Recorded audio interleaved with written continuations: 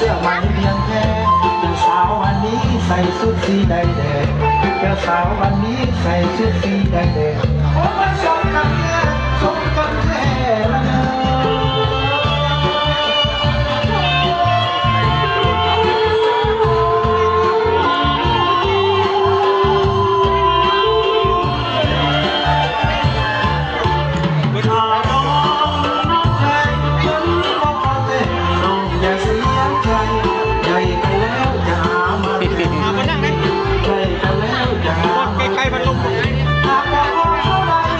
แม่เฒ่าออกให้ก่อนเด้อ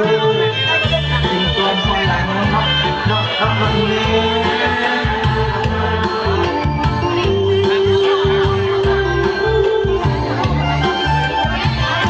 ป้านี่ต้องป้าป่ะนี่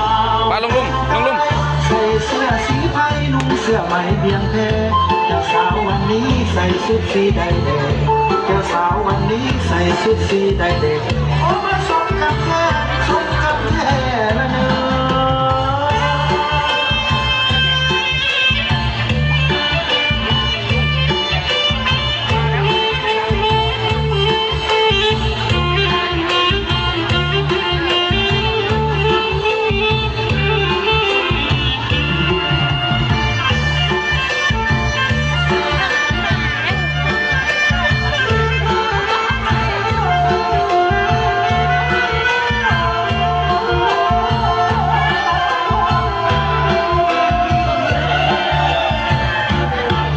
เฮ้ย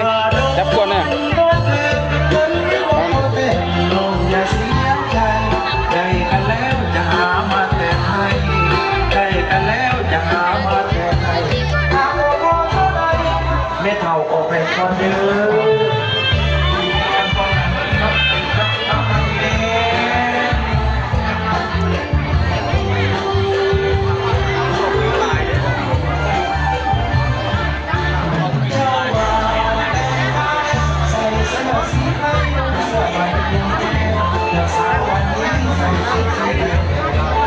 สาววันนี้ใส่ชุดสีแดง